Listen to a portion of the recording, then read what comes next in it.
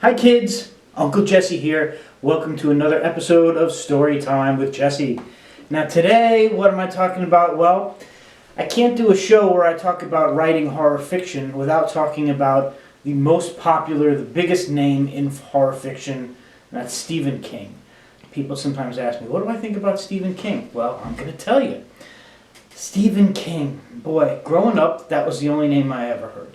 And mostly from the movies. And I loved the Stephen King movies, and I started reading the Stephen King books, and I liked them a lot. I think for a short period of time he was my favorite author, and that's because I didn't really read much.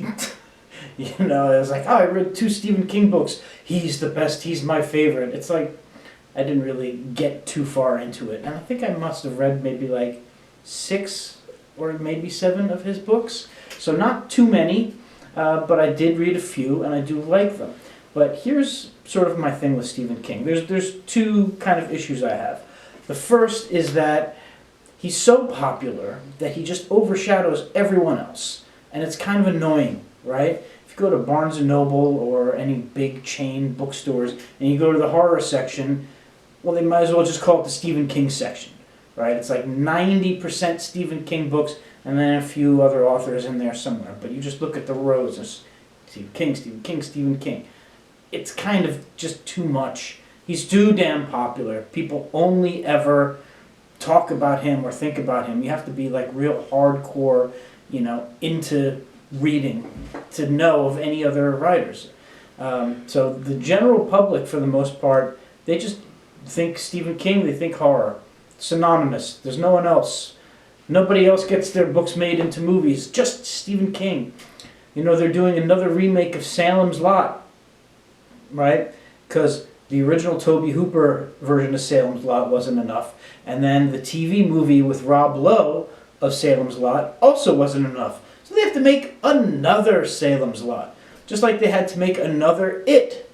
You know, the It with Tim Curry wasn't enough. They have to do another It. You see what I'm saying? While there are other authors, like my favorite author, Robert McCammon, who have a huge catalog of great #1 best-selling books, all of which would make great movies, and they haven't made any of them into movies. So it's really frustrating. And it makes me think of William Shakespeare, actually. That's another author who, I'm not a big Shakespeare fan. Sorry, I'm not a fan. And I think about Shakespeare and I think, what about all the other playwrights during Shakespeare's time? You know, there were a lot of other people writing plays when Shakespeare was writing plays. And I ask you, without Googling it, can you think of another playwright from Shakespeare's era? Can you name one other than Shakespeare, who was one of Shakespeare's contemporaries? Probably not. Unless you're a literature professor, you probably haven't heard of any of them. And so is that what it's going to be like for Stephen King in like 200 years or 500 years when they're looking back at the 20th century and 21st century of writers? Is all anyone ever going to know about is that there was a writer called Stephen King and not remember any of the other greats? So, yeah, that's one problem. He's just so popular that you can't get away from him. There's no one else ever gets any credit. Other thing about Stephen King, he's just... I like his work, I like his adaptations into movies, but he just is not my #1 favorite guy. But why is he so popular? Well, I think he's kind of like the perfect storm of elements that came together to create his popularity. First of all, he is a good writer. I'm not going to denigrate the guy. I've enjoyed all the books of his that I've read. He's a good writer. Some would say he's a great writer. Some of his stuff is better than others, but he's damn good. Another good thing that just worked out in his favor is he's got a great name. Stephen King. That's a great name for a writer. That's catchy. King. He's the king. Perfect name, right? Also, he came out in the 70s, right when horror fiction was really just getting its stride and becoming popular. So he was like hitting the zenith right at the moment when it was like the best time to be a horror writer.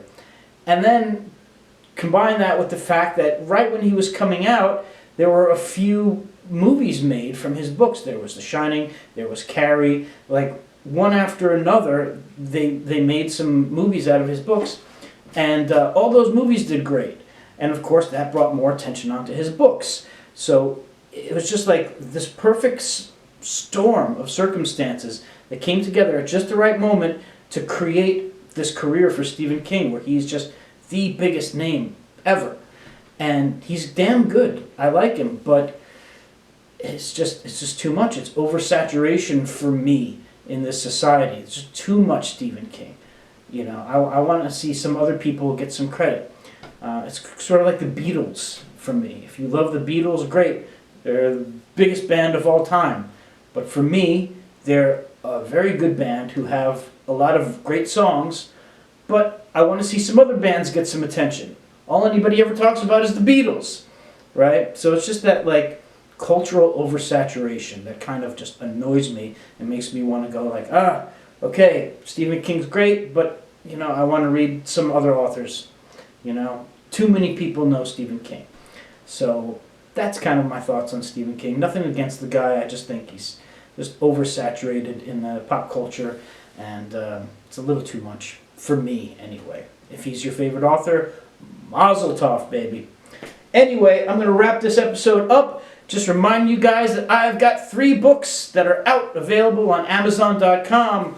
I've got Skinner. I was talking about Robert McCammon earlier, and he has a great book called Stinger. So not Stinger, Skinner. Excuse me. I got Lady of the Lake. And I've got a collection of tales. Now, the link to buy all of these is in the description at the bottom of this video. Make sure to click on that. Click on like, subscribe, share, hit the notification bell so you get notifications every time I put out a video, because you would not want to miss a single episode of Storytime with Jesse. Thanks for watching, boys and girls.